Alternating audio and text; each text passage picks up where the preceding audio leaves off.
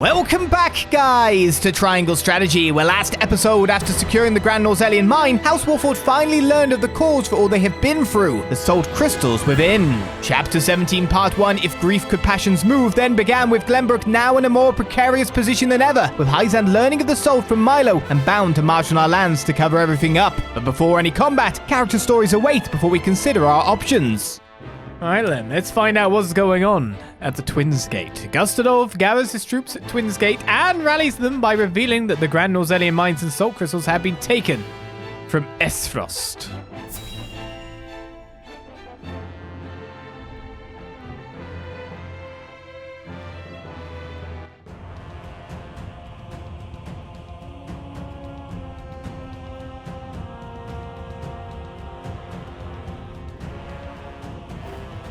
I am gladdened to see each and every one of you, my ironclad brothers in arms, here at Twins Gate.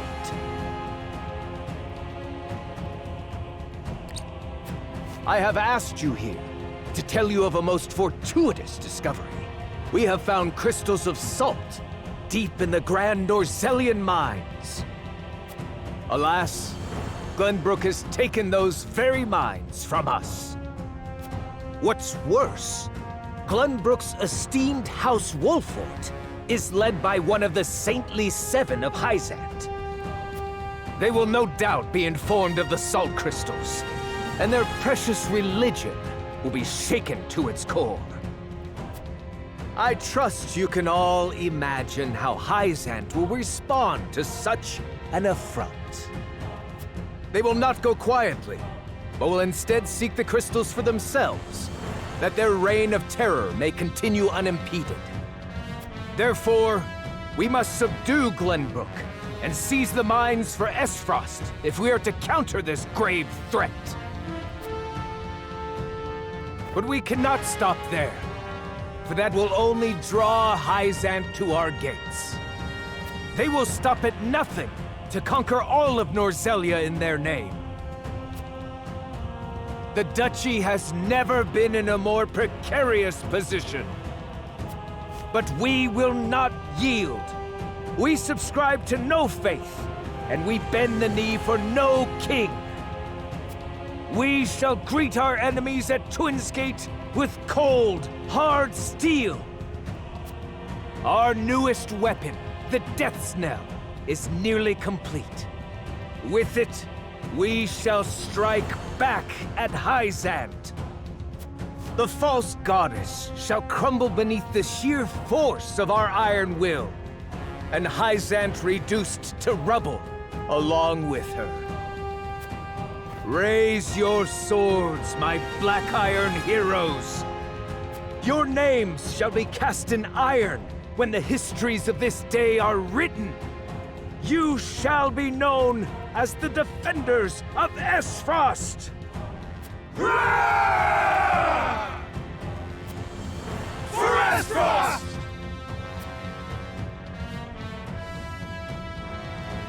Oh yes. The Death's Knell will reduce many a falsehood to rubble, dear Gustadolph.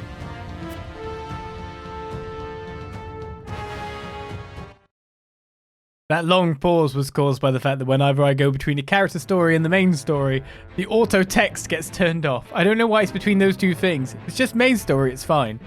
But character stories always resets it to off. So yeah, I left him hanging there for a little bit. But it's interesting as well, they're like, heroic speech, enemies at our doors, they're doing this evil thing, we don't believe in this and that makes us better in a sense that we're good. But equally, our super weapon is called the Death's Knell, which is definitely a not good sounding name. Are we the baddies, friends? I don't know. Character stories time. Let's skip to Picoletta, because we haven't got her done in so long. Her character story's been at the bottom of the list. As Picoletta tries to bring joy to the children who have lost their will to smile during the war. We need a bit of levity before we head into Aesfrost proper.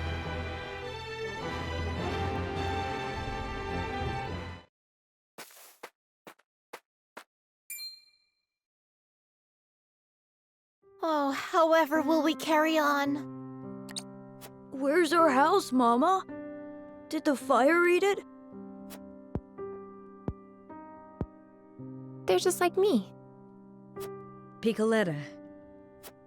They lost everything. They're sad and hurting and don't know what to do. Sitting there all alone, I thought I'd never smile again. But that's when you and the others found me.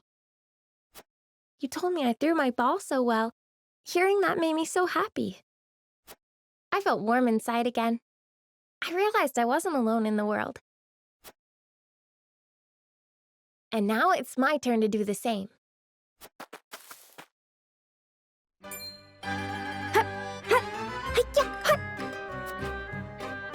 Wow! Look, Mama! She's amazing! What are you doing, miss? I'm juggling. Do you like it? It's incredible! I wish I could do that too! Me too. Well then, why don't I teach you? Picoletta is just like a troop leader. She brought joy to those children. She turned her sadness into a smile to cheer up others. That child can be a ray of light, warming the hearts of those bereft of hope. Come one, come all! Behold, Picoletta's Circus, the greatest show in all the land!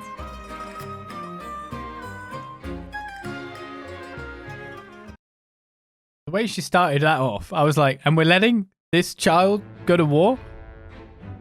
Just because we've said she could throw the ball good?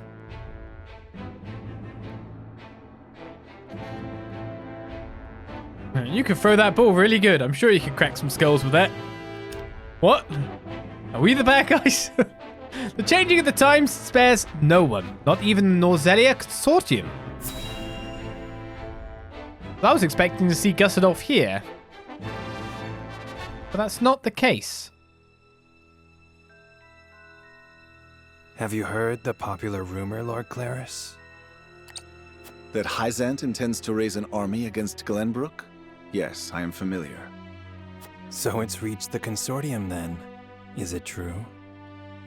King Roland has only just reclaimed the Crown City with Hyzante's help, not to mention restored relations with them. Ordinarily, such a thing would be unthinkable, but the rumors are so persistent that I think something may be afoot. For example? I wouldn't be so restless if I had an example to give. Aesfrost gathers its troops at Twinsgate. Might they have heard the rumors as well? Perhaps. A battle for the very soul of Norzelia may loom on the horizon. But therein lies the opportunity for merchants like us. You can't wage war without a surfeit of supplies. You're quite right about that. And each shift in Norzelia's power balance opens new business opportunities. Will the Consortium continue trading with Hyzante? 'Tis difficult to say. I believe House Wolffort's actions from here on will be key to the Consortium's decision. House Wolffort, you say? Indeed. They've been involved in most every conflict between the three nations on this continent. Why stop now? I shall wait and see how Lord Serenoa responds first, lest I make any hasty decisions. Okay. So we need these guys because they have supplies. They want us. Hyzante has learned of the salt crystals. Minister Exham of the Saintly Seven wastes no time in mustering his army, which now marches on the Grand Norzelian mines.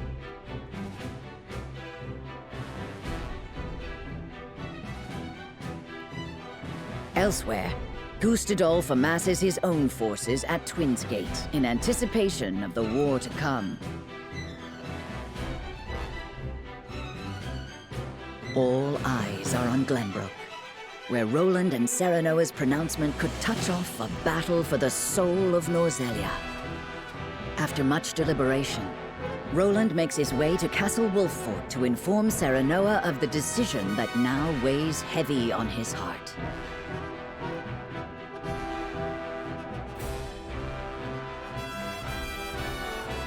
Very interesting that he came to us. Instead of we went to him. I feel this is the wrong time for a character story for now, but let's get them off the table. While out training, Huette recalls a promise she made to Roland before the war began. And then we'll hear Roland's decision. This is a war, a three-way war now. All coming to us.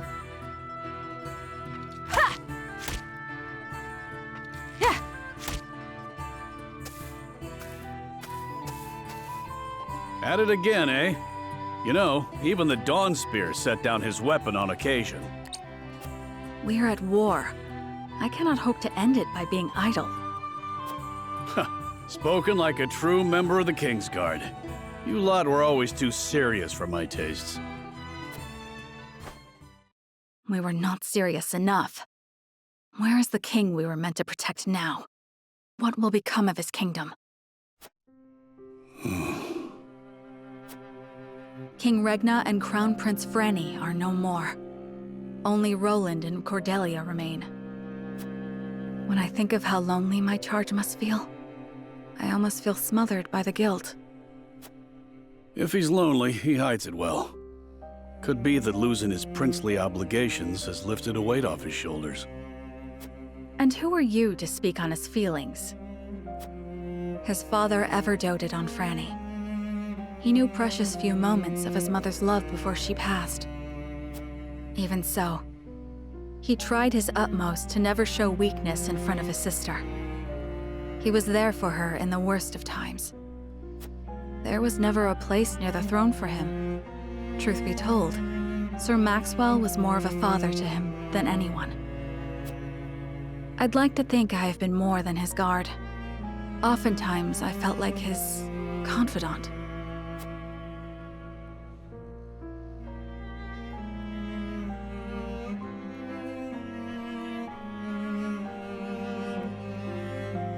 You and Flugy are constant companions. As I said before, my prince, he is more than my companion. He is the truest friend I could ask for. A true friend. I must admit, I envy your relationship. My prince, I did not mean to. 'Tis nothing to apologize for. I simply find the idea of soaring the skies with a true friend to be somewhat romantic. You could do the same with the proper training. If it pleases you, my prince, I would gladly teach you. You would? Then I gladly accept. I trust you will go easy on me. I can promise no such thing. You must become as ferocious as a hawk yourself if you wish to ride one.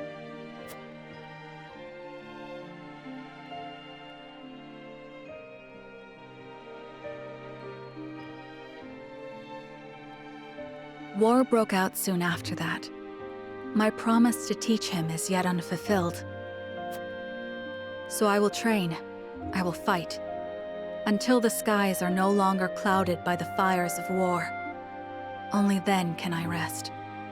Only then can we fly free.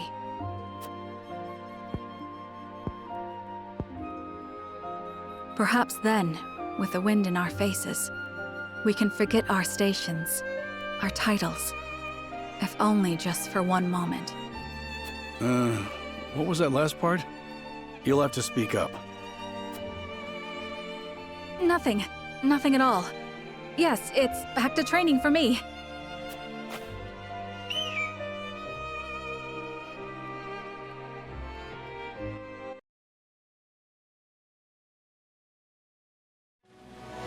What a nice little relationship they have. Keeping it professional, but finding it hard to do so. So Roland's come to us in the very center of everything.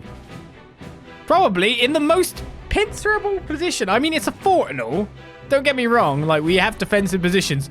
But it's between that and that, nastily, more so than defending at thingy, but I guess this is the front line. So, what's your decision, Roland? What is it? Just realized I haven't saved for ages. And things are getting climactic.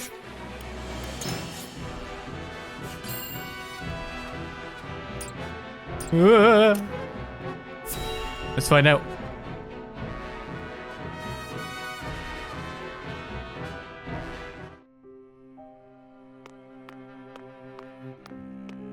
I appreciate you coming all this way, Roland. I was the one who asked for your time, so it is only natural I make the journey. I wish to tell you that I finally made up my mind. And I would hear your decision if you were willing to share it with me. I've long pondered over the one thing that Norzelia needs most. I thought back on the Saltiron War. 30 years have passed, yet the root of our conflict remains the same. Each nation still thinks only of itself, wishing to fill its coffers even at the expense of others. But who bears the brunt of such a war? The people. Exactly so. The avarice of the ruler is an existential threat to their loyal subjects. And yet without that wealth, the people suffer just as much. They languish in poverty.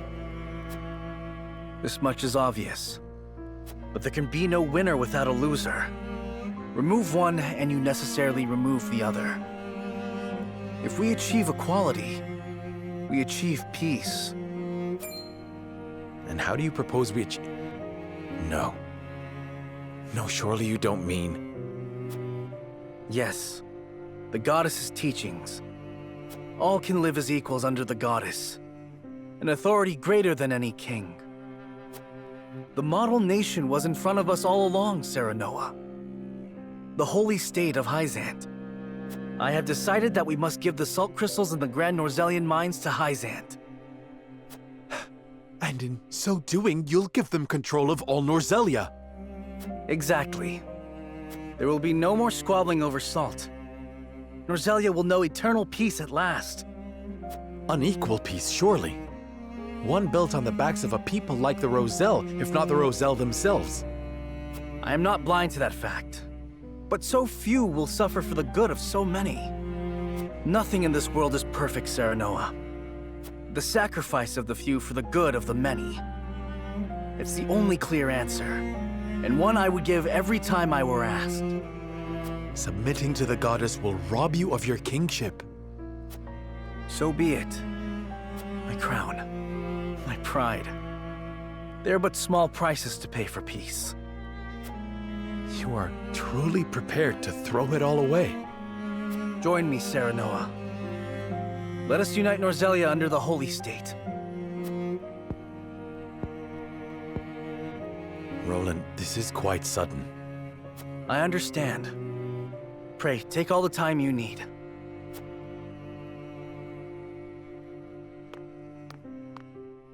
I expect Frederica will want nothing to do with this plan, seeing as it forsakes her people. I am already mourning the rift this may cause between you.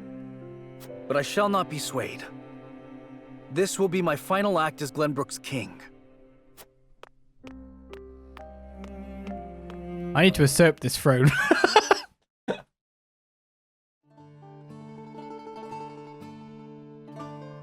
King Roland's anguish plays plainly across his face. It pains me to see him so tortured. I'm not surprised. The future of our kingdom, to say nothing of the entire continent, rests upon his shoulders. Pray tell, what do you intend to do about the salt crystals? In truth, I cannot decide. Salt is too precious to be hoarded. We've a duty to share it with the people, which is... Where the difficulty lies, yes. The source makes that all too clear. Salt lies at the heart of every war in Norzelia. Would that the boundless salted sea of Rosellan legend still existed.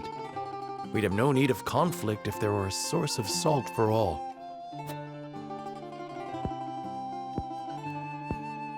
My love, if I may, the discovery of the salt crystals has made two things plain to me. The first is that my mother spoke true in the legend she passed on to me. And the other is that the goddess's teachings are nothing more than a lie built to constrain your people. Just so. We are guilty of nothing. Yet the Roselle languish in the source, where they are looked down upon and forced to work until they die. Entire generations lost, countless lives given to Hyzante's cruelty. Cruelty created to justify Hyzante's own avarice and lust for power. Such is the ugly lie at the heart of their teachings. One revealed by a crystal of the mineral they hold so dear. The time has come, Serenoa. The Roselle must be freed. The salt crystals have brought us to the brink of war. We can harness this unrest, incite the Roselle to rise up and rebel against their captors. I am with you. Believe me, I am. But you make it sound so... Simple. Yes, I know. But the suffering of my people is so distant for everyone else. We can no longer wait for someone to do the right thing. Help isn't coming. Why else would my own mother incite rebellion? We are alone. I swear to you, none of this feels distant to me. The Roselle live in my domain. I am betrothed to you, my dear. It couldn't feel any closer. And I thank the stars that I have you by my side. I do. In truth, that's why I think this time will be different. Why I'll be able to accomplish what my mother could not. I agree. But the risk is immense. Suppose we succeed, what then? Hyzante will not let us go quietly. Of course not.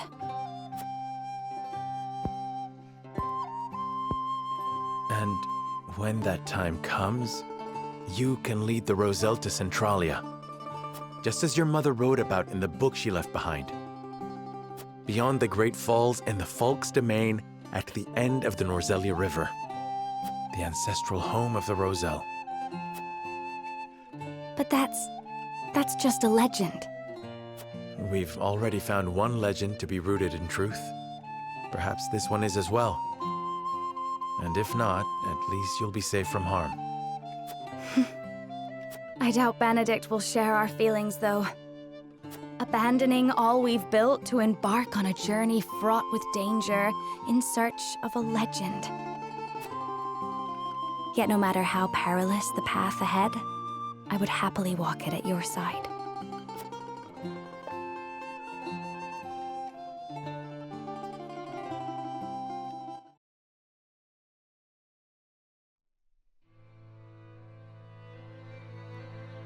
I trust you understand what a monumental effect the discovery of these salt crystals will have on Norzelia's history.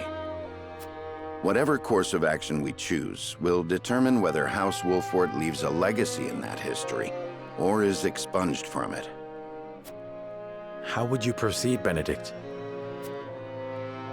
I would do all I could to keep it from falling into Hyzante's hands. They already control the source. With the crystals in hand, they will solidify their grip on the realm and in time dominate it. The siren song of a false equality under their goddess shall blanket the land, claiming every domain and its people. Even though they count me among the Saintly Seven? Even then, for that matters little when the equality they espouse is dictated by the goddess, or should I say, the Hierophant. In the end, they will have the same life and death control over all Norzelia that they now hold over the Roselle. And our wounds from the battle with Aesfrost have only begun to heal. Hyzante will destroy us if we wage war against them in our current state. But they stand little chance against us if we ally with Aesfrost. Ally with Aesfrost? Are you of sound mind, Benedict? Quite. Think about it for a moment. Aesfrost wants nothing more than to loosen Hyzante's grip. They will go to war if it means control of the salt crystals. Our interests are broadly aligned, yes, but... Aesfrost has been building toward precisely that purpose for some time now. You speak of the Death Knell, the weapon that Cordelia mentioned. Precisely. A weapon capable of reducing the goddess's shield to rubble, leaving Hyzante's capital ripe for the taking. Without that weapon, we cannot win. You need only say the word, and I shall convince Aesfrost to join our side. I appreciate your candor, Benedict, and I do not doubt you could secure Aesfrost's cooperation. But I fear the harder fight is within our own domain. King Roland's heart will not be easily won. I bid you listen closely and calmly to what I'm about to ask. From whence this somber tone? Do you believe King Roland is fit to rule? What are you implying? Decorum is of little use when the fate of our realm is at stake, Lord Serenoa. Are you content to spend the rest of your life in servitude to another? Not another word, Benedict. Roland is more than my king. He is my friend. And you are Lord of House Wolffort, whose military prowess is known to all Norzelia. Not the guard dog of Glenbrook and Hyzante. What else are you here to do, if not to protect your house and keep its banner aloft? But you have the potential for so much more. All Norzelia could be yours if you but desired it. Treason, if not outright regicide. These are your suggestions. Of course not. The blood in your veins and the royal family's ring are claim enough to the throne. There is no need for violence. I told you not to speak of that again. But you did not tell me to forget. The time to reckon with your lineage draws near. You must make a... I've heard enough. Leave me. Just know that I will do anything you ask of me, Lord Serenoa. I pray that you make the right choice, not only for House Wolffort, but for yourself.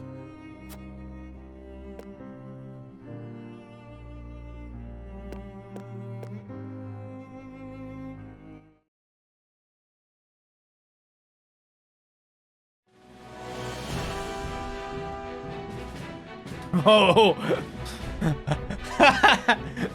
Oh, okay then. So,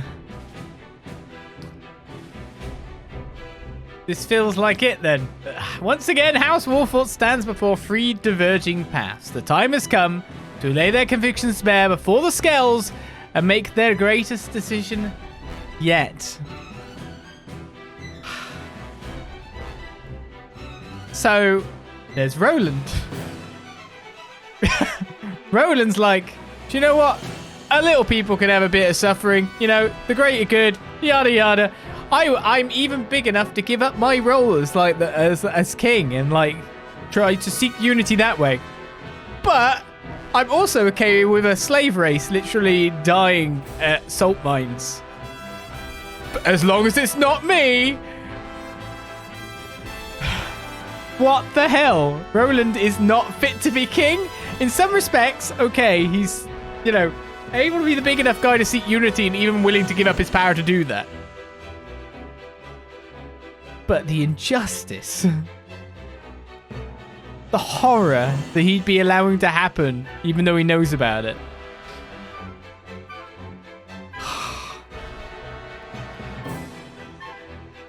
So I feel like, yeah, Serenoa should be king at this point. Benedict's given us the option to do that. Now, yes, our interests do broadly align with Aesfrost. They want Gon of Hyzante. Which makes sense, because they hold all the salt, which is the life-giving thing for this place.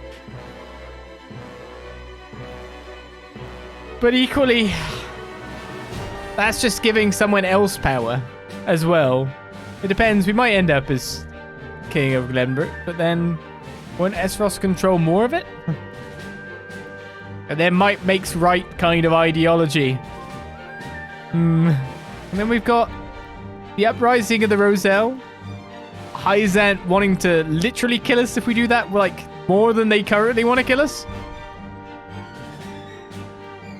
It's an honorable, noble thing for her to want to go and save her people.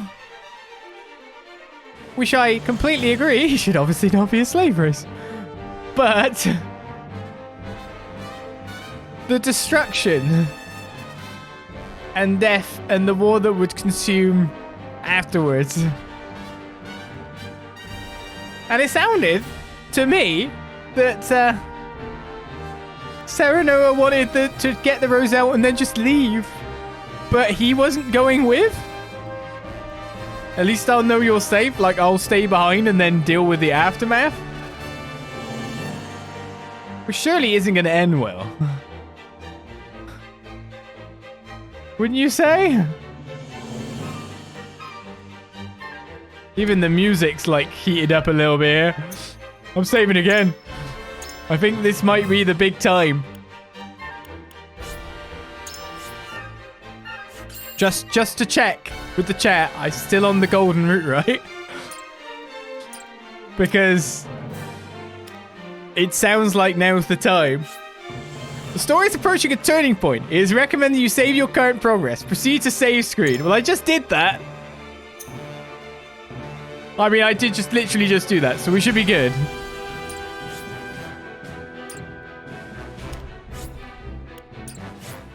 Are you sure you wish to proceed? Sure.